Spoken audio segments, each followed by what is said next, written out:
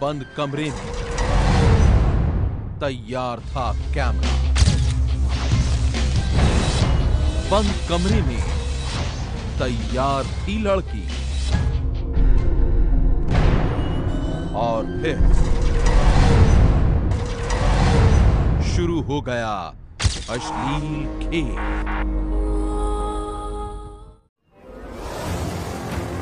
बदले का हथियार झूठा बलात्कार दुष्कर्म, यह एक ऐसा शब्द है जिसे सुनने के साथ ही लोग ये अनुमान लगाना शुरू कर देते हैं कि फिर एक मासूम की आबरू के साथ खेला गया होगा। मगर हर बार सच्चाई एक जैसी नहीं होती। इस बार न्यूज़ फॉर इंडिया अपने दर्शकों को एक ऐसी शातिर लड़की की कहानी बयां करने जा रहा है जो ना कि पहले अपने प्रेम के जाल में कुछ लड़कों को फंसाते हैं, उसके बाद उन लड़कों पर कर देती है पॉस्को एक्ट के तहत मुकदमा। देश के संविधान ने महिला को न्याय दिलाने के लिए कई तरह के कानून में बदलाव भी किए हैं। इसका कहीं ना कहीं बड़ा दुरुपयोग दिल्ली से लेकर राजधानी पटना में एक युवती कर रही है, जिसका खुलासा आज न्यूज़ फॉर इंडिया करेगा। हमारे पास वो सारे सबूत हैं जो कि इस युवती के सारे मंसूबों को नाकाम कर देगा।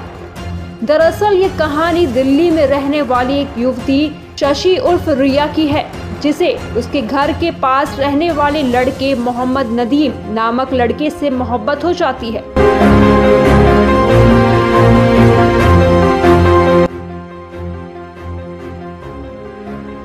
और मोहब्बत भी ऐसी जिसमें युवती को ना अपने माँ बाप की परवाह होती है और ना ही खुद की। हम ऐसा इसलिए कह रहे हैं क्योंकि पूरा मामला जानने के बाद आप चौंक जाएंगे। आज जिस लड़की ने युवती से सच्ची मोहब्बत दिखाई तो माशूका ने 2 साल बाद अपने नाबालिग होने की तर्ज पर पॉस्को एक्ट लगाते हुए धारा 376 के तहत नदीम के खिलाफ रेप कांड रोहिणी कोर्ट में दर्ज करवाया। और ये घटना घटती है 13/7/2017 को। हम ये तारीख आपको इसलिए बता रहे हैं ताकि आपको अभी आने वाली और घटनाओं के बारे में समझने में जरा आसानी हो सके। इस युवती ने माता पिता का भी विरोध किया।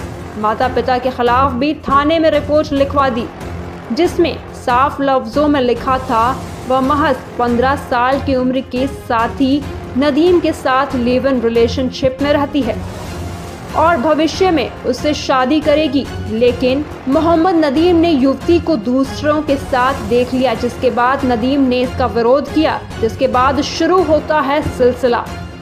इस युवती के दिमाग में कम उम्र में ही साजिशों ने अपना काम करना शुरू कर दिया था, जिसके बाद एक मासूम लड़के को 2017 से और आज तक वह रोहिणी जेल में बंद है। कसूर सिर्फ इतना कि नदीम नाम का जो शख्स है उस लड़की से बेइंतहा मोहब्बत कर बैठा। यह थी इस लड़की की पहली घटना, जिसके बाद यह दिल्ली छोड़ पटना की ओर रवाना होती है।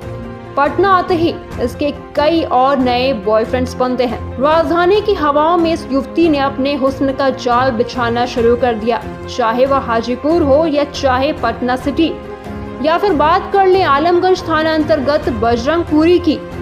न्यूज़ फॉर इंडिया ने इस खबर पर ग्राउंड जीरो से रिपोर्ट इसलिए बनाई है ताकि आने वाले समय में भी कई मासूमों की जिंदगी बर्बाद होने से बच सके। जिसके बाद इसने अब तक न्यूज़ फॉर इंडिया के पास जो सूचनाएं प्राप्त हुई हैं, जो सबूत हाथ लगे हैं हमें, उसमें इसने लगभग 6 बॉयफ्रेंड्स का नाम जिनके साथ यह लिव इन रिलेशनशिप में रहती थी उनका पूरा डिटेल सामने आया है।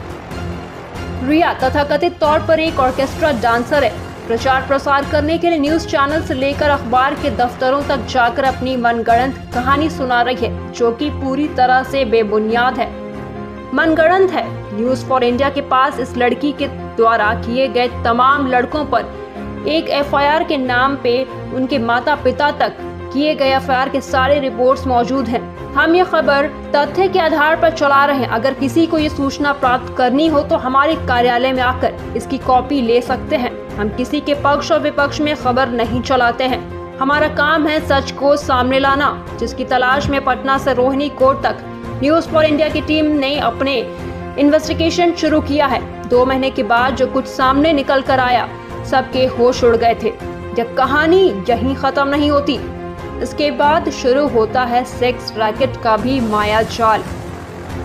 युवती के द्वारा फोन पर लड़की बुक करने का, कस्टमर ढूंढने का, लड़की दूसरे होटल में भेजने का सारा तत्व हमारे पास मौजूद है, जिससे यह साफ तौर पर प्रतीत होता है कि यह युवती किस मंशा से राजधानी पटना सहित दिल्ली के लड़कों को अपने माया जाल में फंसा रही है।